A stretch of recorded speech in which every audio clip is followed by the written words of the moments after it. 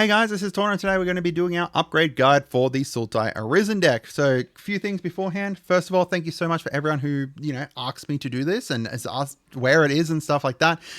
We've had a whole bunch of Deadpool news and stuff, so I've been a bit distracted by that, as well as, just real life stuff. Secondly, we've got some awesome stuff coming up next week where I'm going to be heading down to Melbourne, where we're going to be going to the launch party for Dragonstorm, which I'm very, very excited about.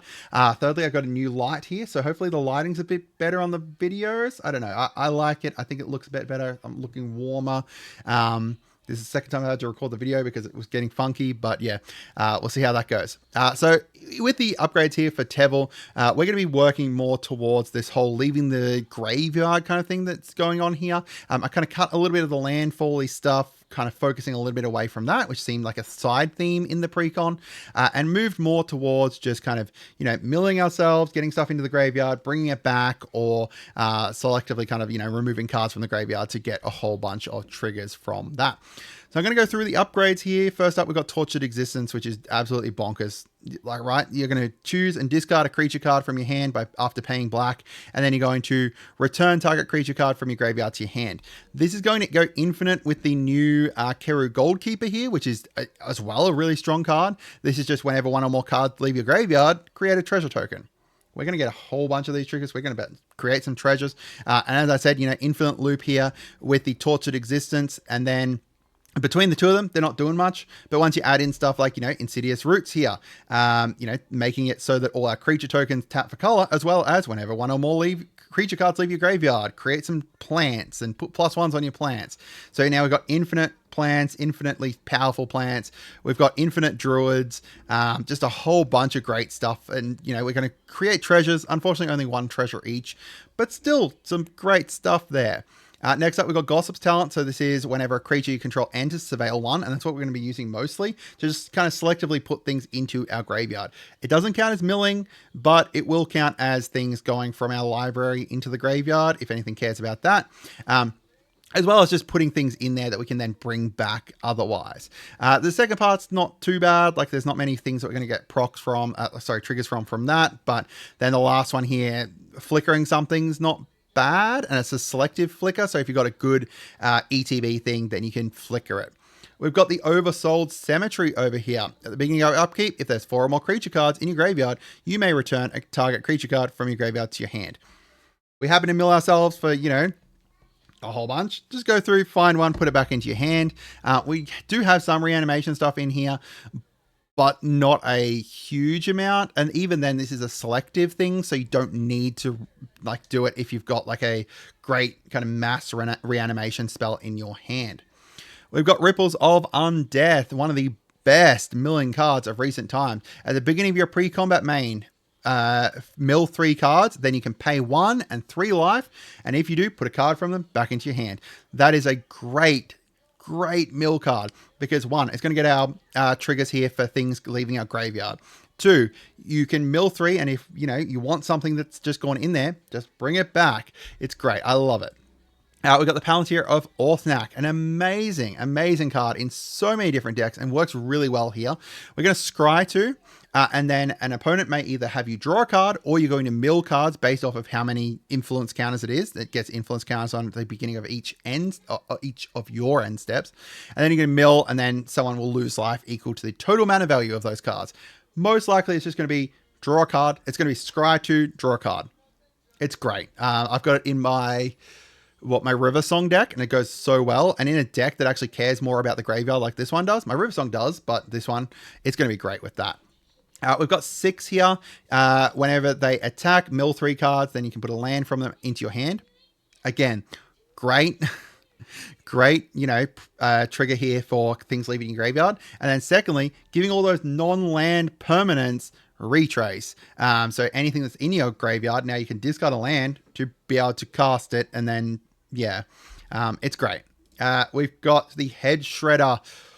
Oh boy, this does absolute work in my Yuma deck. So this is whenever you attack, you may mill 2 cards. Whenever 1 or more land cards is put from your graveyard into your graveyard from your library. So notably, the Surveil will work for this. You then put them onto the battlefield tapped.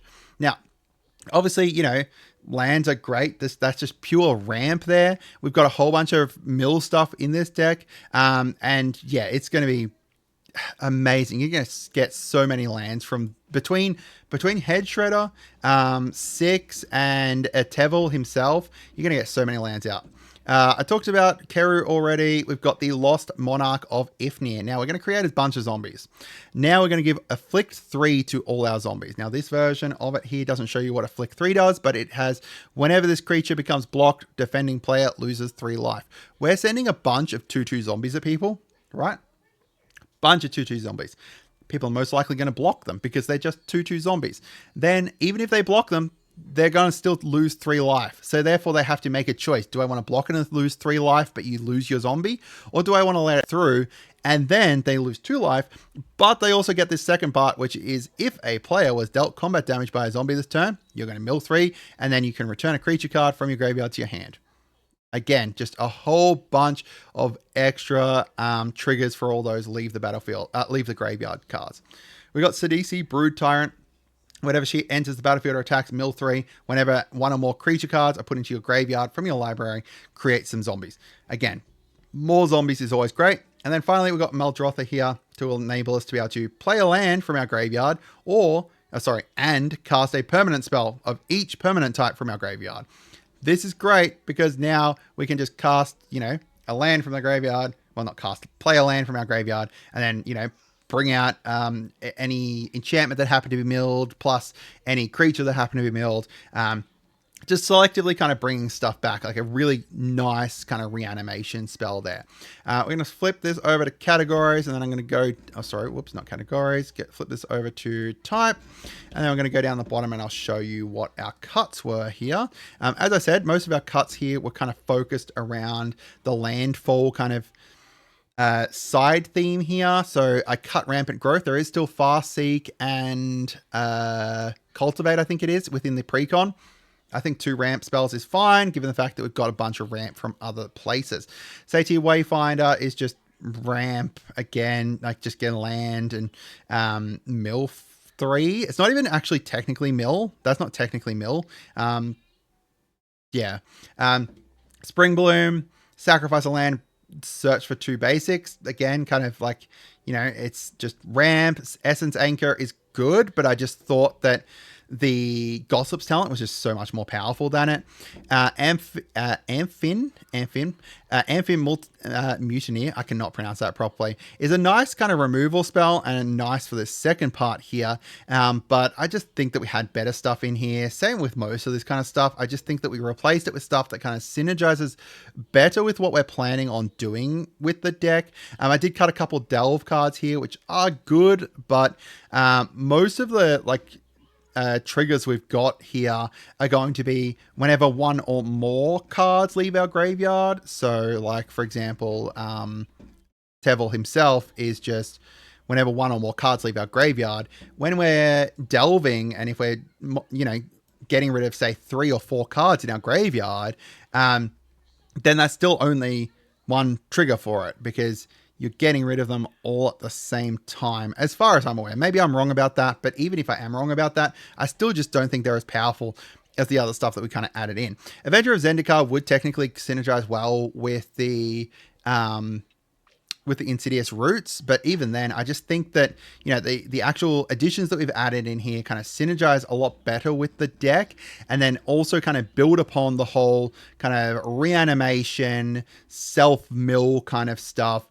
to be able to create just an absolute beast of a precon. This precon was one of the ones that I actually had some trouble finding things to cut. Like I knew what I wanted to add in, but there was actually just so many things in here that could potentially stay in the deck that it was kind of became more difficult to figure out what to cut as opposed to, like the additions that were going to be strong enough that I thought were going to be able to be actual upgrades to the deck and stuff. Some of the things that, we kept in here, some people may disagree with, like Woe Strider and stuff, but I think having a sack outlet's good, especially just in case, someone goes to exile. Like say if someone goes to exile our 6 or something like that, you can sack him in response, and therefore he's going to go to the graveyard. And because we've got, reanimation stuff, we're going to bring that back. I think that's one thing that people kind of underestimate is sacking something in response just so that way it ends up in the graveyard rather than actually, going into exile. So yeah, I'd love to hear from you guys as to what you think. Personally, Tevil just looks like an insane precon. These are all, things that I'm going to be looking at adding into my version of it because I just think that they're crazy bonkers. In fact, I went and bought a Tortured Existent purely for this. And if I can find a copy of Riffles of Undeath. But let me know what you guys think. Have a great day and goodbye.